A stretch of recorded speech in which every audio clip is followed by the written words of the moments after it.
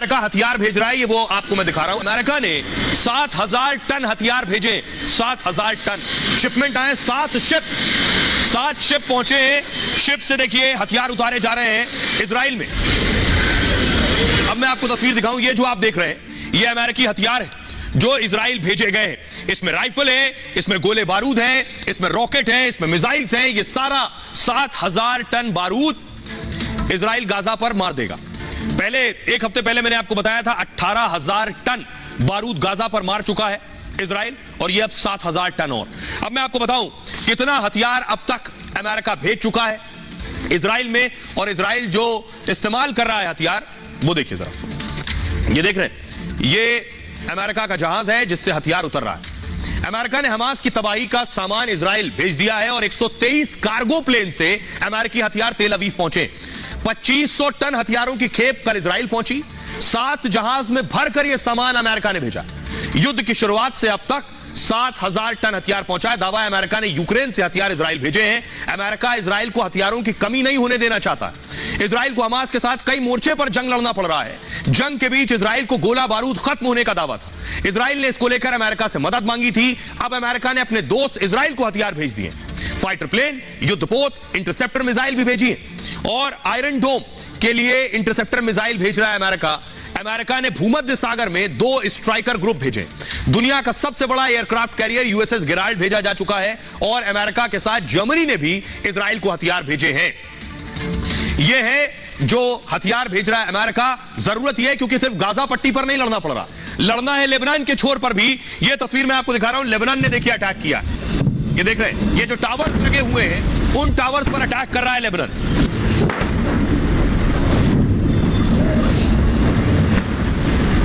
और आपको बताऊं कि अब कल जो हिजबुल्लाह का चीफ है नसरुल्लाह, कल फिर बड़ा ऐलान करने वाला है। आज उसने एक धमकी भरा वीडियो जारी किया कि कैसे वो अमेरिका के शिप्स हैं, वॉर शिप्स हैं, उन्हें तबाह कर सकता है। देखिए जरा।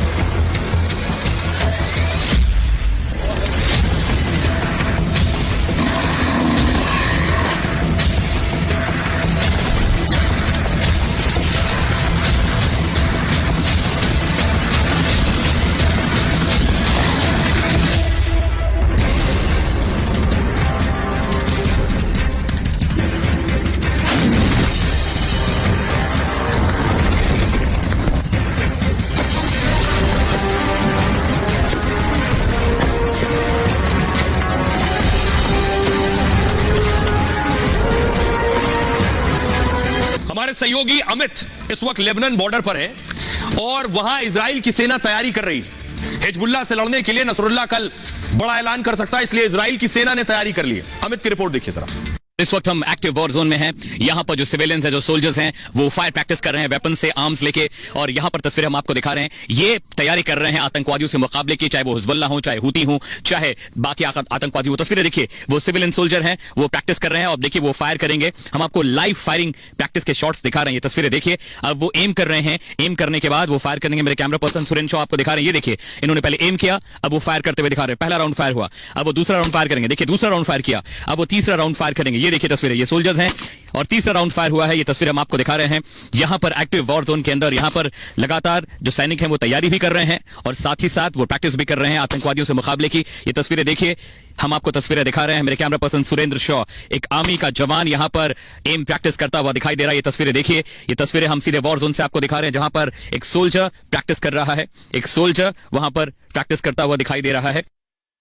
एक तरफ अमेरिका बारूद भेज रहा है, दूसरी तरफ दुनिया के वो देश हैं जो गाजा में ब्रेड भेज रहे हैं। ये तस्वीर मैं आपको दिखा रहा हूं, ये तुर्की ने राहत सामान के साथ साथ एम्बुलेंस भी भेजी है। देख रहे हैं, पुलिस स्क्रीन लीजिए जरा। ये आप देख रहे हैं पानी की बोतल्स, खाने का सामान तुर्की ने भेजा है, और एम्बुलेंस की जरूरत पड़ रही है सबसे ज्यादा गाजा के अंदर, तो ये एम्बुलेंस भी तुर्की ने भेजी है गाजा में लोगों की मदद के लिए।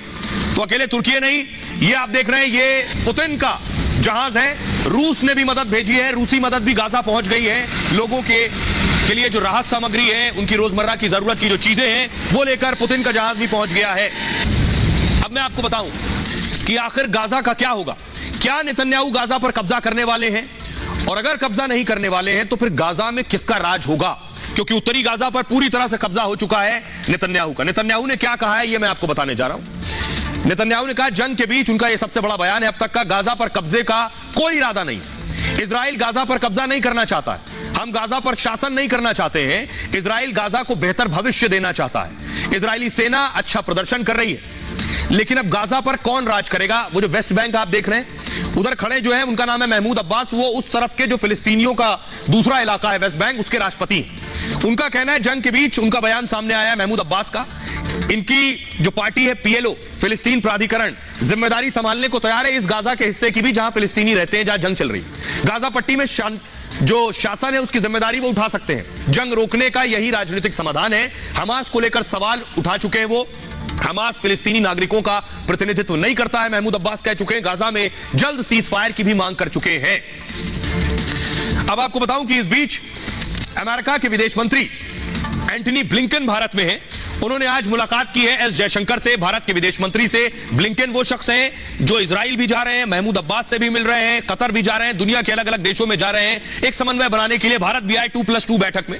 सुनिए जरा क्या कुछ कह रहे हैं नेतन्याहू गाजा के मुकद्दर को लेकर, और एंटनी ब्लिंकन क्या कह रहे हैं। שיכלול כ-13 מיליארד שקלים לסיוע אזרחי. זו תוספת ענקית. אנחנו מוציאים למשל לעסקים פי 4 ממה שהוצאנו בקורונה, פי 4. ואנחנו הולכים להוציא כאן סכומים גדולים מאוד.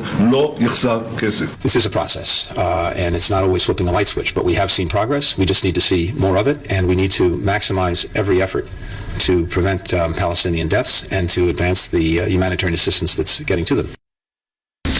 आइए खबरों में आगे बढ़ते हैं। एक और बड़ी खबर है आज की। 5 राज्यों में चुनाव होने वाले, उससे पहले जयपुर के लॉकर में किसके नोट, सवाल ये जोर शोर से चुनाव प्रचार चल रहा है। प्रधानमंत्री मोदी भी प्रचार कर रहे हैं, अशोक गहलोत भी चुनाव प्रचार में मशगूल है। लेकिन बड़ी खबर यह आई कि आज इनकम टैक्स की रेड पड़ी। अगली तस्वीर दिखाई, इनकम टैक्स की रेड में ये नोटों की गड्डी मिली है। किसके नोट है, किसकी गड्डी है, कोई नहीं जानता है। बाकायदा इनकी गिनती के लिए नोट गिनने की मशीन मंगवानी पड़ी। अगली तस्वीर दिखाई, देख रहे हैं नोट गिनने की मशीन है, नोट गिने जा रहे हैं, गड्डियां गिनी जा रही है, करोड़ों रुपए मिले। किसके रुपए हैं ये नहीं पता। अगली तस्वीर दिखाई, ये गणपति प्लाजा वो जगह है जहां आईटी रेड पड़ी है। इनकम टैक्स की टीम पहुंची, उनके पास पहले से जानकारी थी कि इस लॉकर्स में कैश रखा हुआ है। लॉकर्स में कैश की इजाजत नहीं होती। राजस्थान में चुनाव से पहले आयकर विभाग ने बड़ी छापेमारी की है। राजधानी जयपुर के गणपति प्लाजा के लॉकर से अब तक की सबसे ज्यादा नकदी बरामद हुई है। लॉकर से ढेर सारी नोटों की गड्डियां निकली है, एक दो नहीं 9 करोड़ से ज्यादा का कैश बरामद हुआ है। लॉकर्स खोलते ही कैश देखकर आयकर विभाग की टीम चौंक गई। ये नोट इतने ज्यादा थे कि उन्हें गिनने के लिए मशीनें मंगवानी पड़ गई, और कई घंटों की काउंटिंग के बाद 9 करोड़ 46 लाख कैश बरामद हुआ। गणपति प्लाजा में यह दूसरी बार छापेमारी हुई है। आयकर विभाग के कर्मचारी इस नकदी को बोरी में भर कर ले गए। छापेमारी में 11 किलो से ज्यादा सोना बरामद किया गया। इसकी कीमत 6 करोड़ 80 लाख के करीब। छापेमारी में कुल 16 करोड़ 26 लाख की संपत्ति जब्त हुई है। संदिग्ध लॉकर किसके हैं, अभी इसके नाम का खुलासा नहीं हुआ है। आयकर विभाग अभी और कई संदिग्ध लॉकर तोड़ सकता है। राज्यसभा सांसद और बीजेपी नेता किरोड़ी लाल मीणा 13 अक्टूबर को गणपति प्लाजा पहुंचे थे, और यहां पहुंचने के बाद उन्होंने दावा किया कि करीब 100 लॉकर ऐसे हैं जिन्हें पिछले 10 साल से खोला तक नहीं गया है, और इन लॉकर्स में अधिकारियों का पैसा है। उनका दावा था कि इन लॉकर्स में 500 करोड़ रुपए के काले धन के साथ कई किलो सोना भी है। पेपर लीक से भी इसका कनेक्शन जोड़ा जा रहा है। हमारे सहयोगी अमरदीप मौके पर मौजूद थे, उनकी जरा रिपोर्ट देखिए।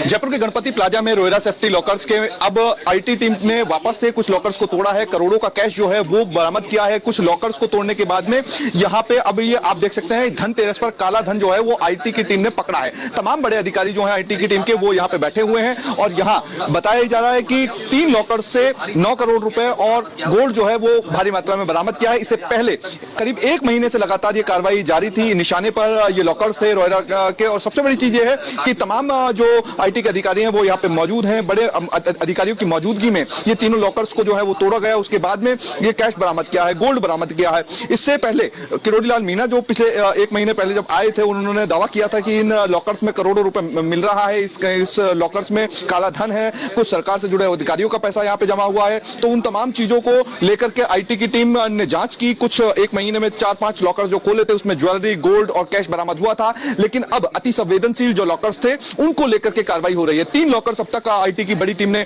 यहाँ पे खोल करके और कैश बरामद किया। अब आइए खबरों में आगे बढ़ते हैं। आज की एक और बड़ी खबर है, पाकिस्तान में आतंकी डरे सहमे और घबराए हुए। ये मैं क्यों कह रहा हूं, क्योंकि इन्हें डर है कि अगला नंबर कहीं इनका तो नहीं आने वाला है। इन तीनों को खौफ है, सलाउद्दीन हो, मसूद अजहर हो या हाफिज सईद हो। ये इसलिए कह रहा हूं, अगली तस्वीर दिखाइए। हाफिज सईद का बेटा पिछले दिनों मार दिया गया, अब एक और हाफिज का करीबी ठोक दिया गया। अगली तस्वीर दिखाइए। ये जिस शख्स को आप देख रहे हैं इसका नाम है अकरम गाजी। अकरम गाजी हाफिज सईद का करीबी बताया जाता है और यह भारत में आतंकी भेजता था। इसे कौन अज्ञात मार गया, राह चलते पाकिस्तान में इसे कोई ठोक गया। हाफिज सईद को डर यह है और हाफिज सईद जैसे बाकी आतंकी जो है उन्हें डर यह है कि उन्हें कोई न ठोक जाए। यह है अकरम गाजी। पाकिस्तान के बाजौर में अकरम को गोली मार दी गई। हमलावर बाइक पर आए और गोली मारकर चले गए। बाइक सवार हमलावरों को लोग पहचान तक नहीं पाए। 1 हफ्ते के अंदर पाक में दूसरे आतंकी की हत्या हुई है। हाफिज सईद के करीबियों में से एक था अकरम गाजी। आतंकियों को केंद्रीय भर्ती सेल का मुखिया भी था। पाक के युवाओं को वर्गलाकर अकरम आतंकी बनाता था। ट्रेनिंग के बाद भारत में भेजने की जिम्मेदारी भी अकरम की थी। 2018 से 20 में अकरम गाजी लश्कर की भर्ती सेल का हेड रहा है। जम्मू कश्मीर में सुंजवान में आतंकी हमले का मास्टरमाइंड था। ये सुंजवान कैंप में सैनिकों के परिवार पर 2018 पर हमला हुआ था। 6 जवान शहीद हुए थे, एक स्थानीय की भी मौत हुई थी। इसी हमले का साजिश करता था अकरम गाजी। करीब 4 दिन पहले पीओके में आतंकी की सरकटी लाश मिली। पीओके में आतंकी ख्वाजा शाहिद को किसी ने गोली मार दी।